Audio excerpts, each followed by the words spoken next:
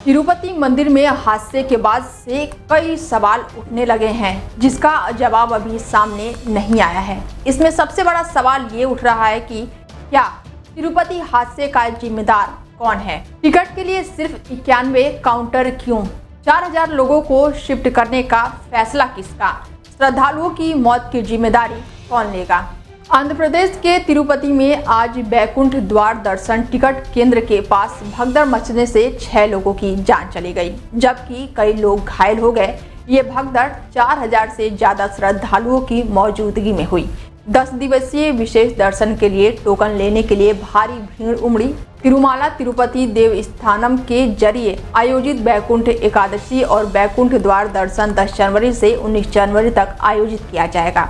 कहा जाता है कि ये दर्शन के लिए श्रद्धालुओं की ज़्यादा भीड़ हो जाती है और ऐसे में भीड़ को देखते हुए ये टोकन सिस्टम बनाया गया है।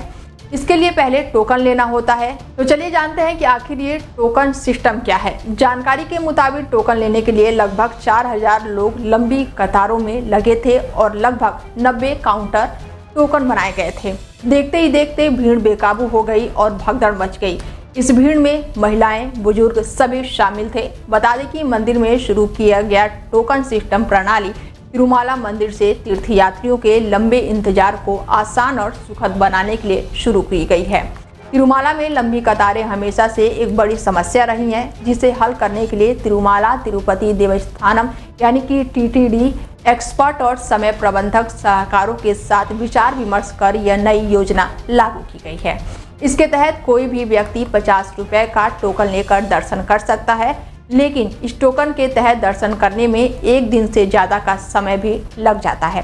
कई बार तो ज़्यादा भीड़ होने की वजह से 2-3 दिन का समय दर्शन करने में लग जाता है। 50 रुपए वाले टोकन के बाद एक और व्यवस्था है, जिसे VIP कैटेगरी में रखा गया है। इस सिस्टम में 300 रुपए का VIP टोकन लेना होता है और इस सिस्टम में जल्दी दर्शन की संभावना रहती है।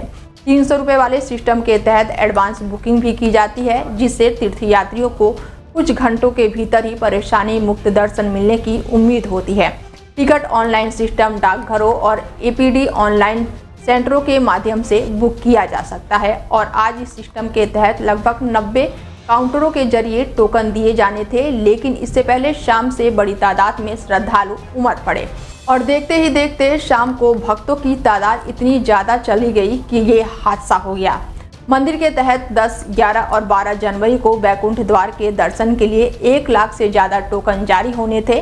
मंदिर प्रबंधन की तरफ से दर्शन करने के लिए कुछ नियम भी बनाए गए हैं।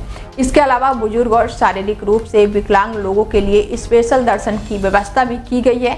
ये विशेष दर्शन दिव्यांग और बुजुर्ग तीर्थयात्रियों के लिए है, जो मंदिर के पास एक अलग प्रवेश द्वार के माध्यम से दर्शन कर सकते हैं। इस कैटेगरी में आने वाले तीर्थयात्रियों को प्रतिदिन 2 अलग अलग स्टॉल में सुबह 10 बजे और दोपहर दूसरे स्टॉल में 3 बजे एंट्री दी जाती है।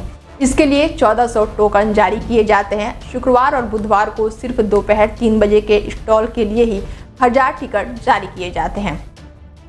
तो वहीं इस हादसे के बाद से CM चंद्रबाबू नायडू ने दुख जताया। उन्होंने सोशल मीडिया हैंडल X पर पोस्ट करते हुए कहा कि इस हादसे से वो हैरान हो गए हैं। उनमें से कुछ की हालत काफ़ी गंभीर होने की सूचना के मद्देनज़र मैंने उच्च अधिकारियों को मौके पर जाने के निर्देश दिए हैं, ताकि घायलों को बेहतर मेडिकल फैसिलिटी दी जा सके। मैं समय समय पर जिला और TTD अधिकारियों से बात कर रहा हूं और स्थिति का जायजा ले रहा हूं। फिलहाल इस खास पेशकश में मेरे साथ इतना ही। देश दुनिया की तमाम बड़ी खबरों के लिए देखते रहिए Daily 24 भारत। नमस्कार।